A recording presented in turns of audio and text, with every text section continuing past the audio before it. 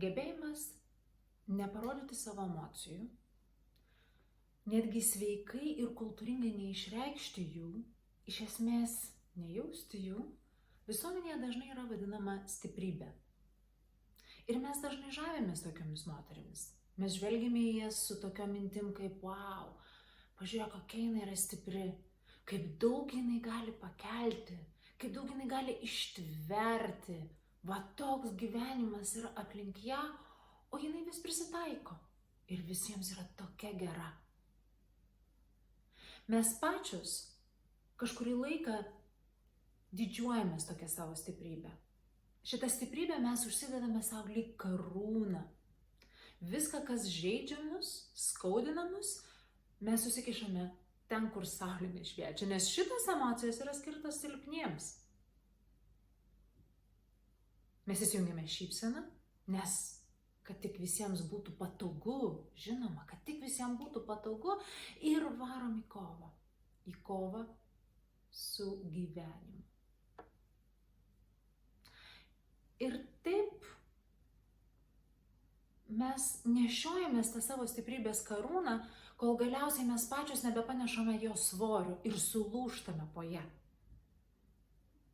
Ir tada galbūt jau tada suprantame, kad ta mūsų stiprybė iš esmės yra mūsų silpnybė. Tai yra tik išsisukinėjimas nuo to, kad nematyti savęs, kad nematyti savo skylių, kurias mes pačios savo susikūrėme save apleisdamos, o dabar laukiame, kad visi kiti jas užpildytų.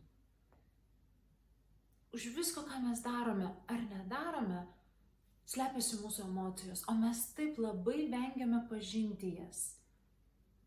Mes taip labai bėgam nuo jų. Ir paskui nesuprantame, tai kodėlgi mes taip blokuojam save, kodėl sabotuojam save, kodėl mes tampame pačios savo priešės. Iki visai neseniai aš pati visai nesupratau, kaip labai aš pati slopinu savo emocijas ir koks yra siaurutis mano pačios emocijų jautimo diapazonas. Žinoma, aš galvojau, kad aš moku jausti visas emocijas. Žinoma, aš galvojau, kad aš jas visas jaučiu ir tuo pačiu aš net nepastebėjau, kaip labai aš jas slopinu. Kaip labai aš bėgu nuo to, kas man nepatinka. Nuo to, ką jausti man yra nemalonu. Ir emocijų jautimo mechanizmas visoms emocijoms yra tas pats. Mes negalime pasirinkti jausti tik tai, ką norime jausti ir ignoruoti tai, kas mums nepatinka. Kai mes išmokstame labai puikiai slopinti tai, kas mums nepatinka, mes slopiname galią jausti visas kitas emocijas. Mes slopiname galią jausti ir tai, ko mes taip labai trokštame. Ir va tada mumyse apsigyvena tuštuma. Va tada mes tikrai pajaučiame, kas tai yra nieko nejausti. Jausti ir priimti visas savo emocijas reiškia būti žmogumi. Taigi kas kartą, kada mes slopiname savo neigiamas emocijas, tai yra lyg mes bandytume padalinti save pusiau ir atsisakyti vienos dalies savęs. Atsisakyti tos dalies, kurią mes matome kaip netinkama, nereikalinga ir jausti tik tai, kas mums yra malonu. Mes nenorime jaustis liūdnos, nusivylusios, įskaudintos, taigi tas emocijas mes bandom nusiplėšti nuo savęs, išmesti jas arba bent jau paslėpti.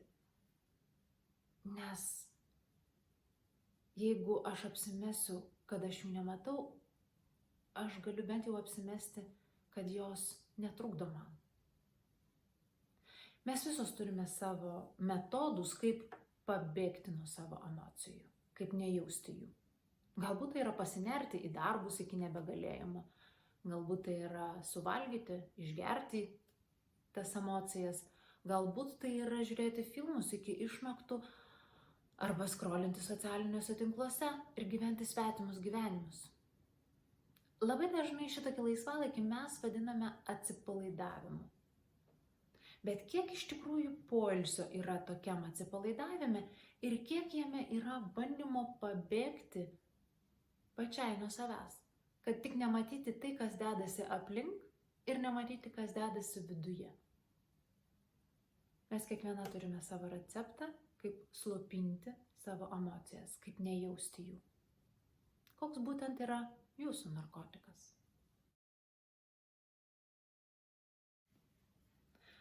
Taigi kas lieka mums, kai mes taip puikiai išmokstame nejausti tų emocijų, kurios mums nepatinka? Tegu štai ši popieriaus juostelė atstovauja jūs. Visą jūsų esybę su visomis jūsų emocijomis. Tegu štai šita juostelės dalis atstovauja jūsų teigiamas emocijas, jūsų džiaugsmą, meilę, pasitikėjimą savimi. O štai šita dalis tegu atstovauja jūsų baimės, nerimą, gėdą, visas neigiamas emocijas. Dabar, kai aš kalbu apie teigiamas arba neigiamas emocijas, aš nebandau emocijų įvardinti kaip tinkamas arba netinkamas, kaip geras arba blogas. Aš jau tikiu, kad nėra nei gerų, nei blogų emocijų. Visos emocijos tiesiog yra. Ir netgi pats skaudžiausias išgyvenimas, jisai turi savo prasme. Taigi, kai aš kalbu apie teigiamas arba neigiamas emocijas, tai yra apie pojūtį, kurį tos emocijos kūrė mumyse. Taigi štai, kai jūs bandote atsisakyti savo neigiamų emocijų, iš esmės jūs bandote atsisakyti šitos dalies savęs. Štai.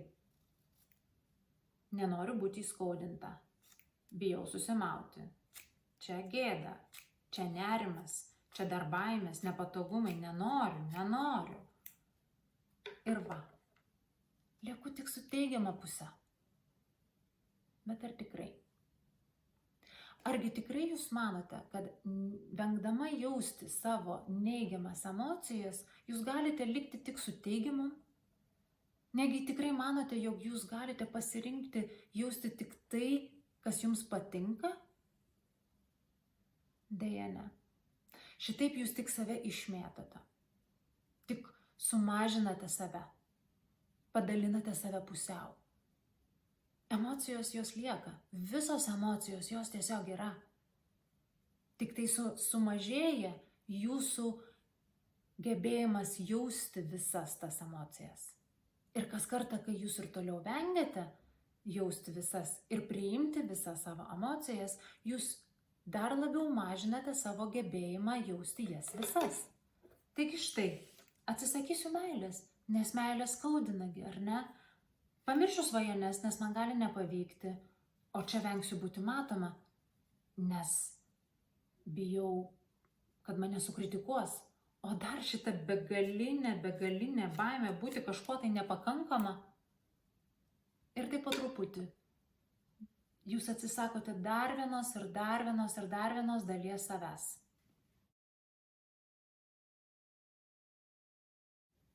Taip, žinoma, jūs sumažinate savo pajėgumą jausti skausmą, bet lygiai taip pat jūs sumažinate savo pajėgumą jausti ir džiaugsmą, meilę, pasitikėjimą savimi, visas tas emocijas, kurios taip džiugina ir kurių jūs taip trokštate.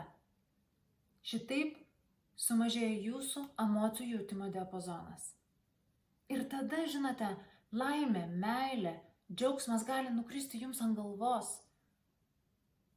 Jūs nepastebite jų, nematote to, kas yra priešais jūs, nes jūsų gebėjimas jausti sumažėjo iki štai šitokio mažumo.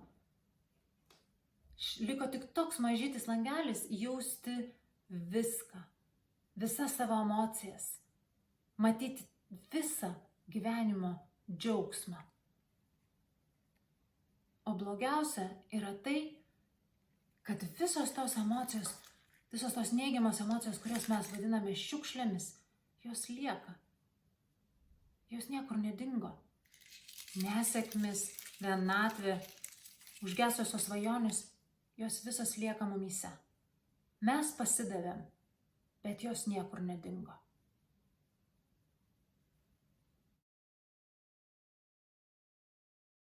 Taip dažnai mes, bėgdamos nuo savo skausmo, sukūrėme savo dar daugiau skausmo.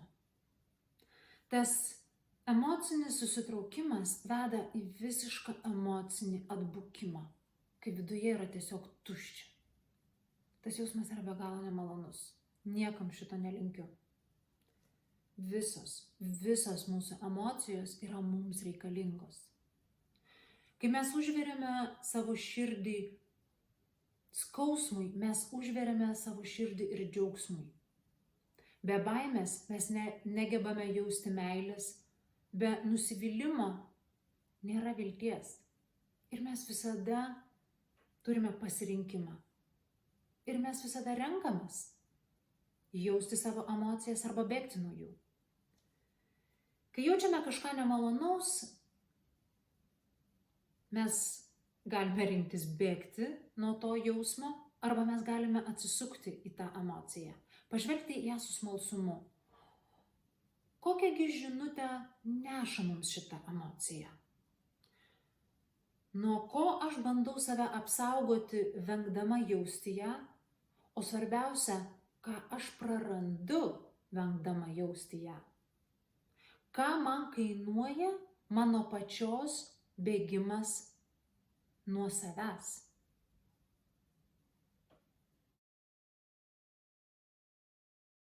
Tai gali būti labai nepatogus klausimai, bet visgi mūsų svajonės reikalauja drąsos. Mes negalime tikėtis pasiekti to, ko norime ir likti savo komforte. Mums tenka rinktis. Drąsa arba komfortas. Svajonės arba aš lieku čia, kur aš esu. Man pačiai mano baimė išeiti iš mano komforto zonos kainavo pakankamai daug laiko, pakankamai daug svajonių ir netekčių. Ir aš jau nebesusigrąžinsiu, bet aš galiu pasimokyti iš jų. Ir dabar jau kurti kažką tai kito, kažką tai gražaus. O ką jums kainuoja jūsų vengimas jausti savo emocijas? Ką jums kainuoja jūsų noras likti savo komforte? Jausti savo emocijas reiškia gyventi. Tai galbūt jau verta atsisukti į save ir susipažinti su visomis nuostabiomis savo emocijomis. Tai yra įgūdis ir jo galima išmokti.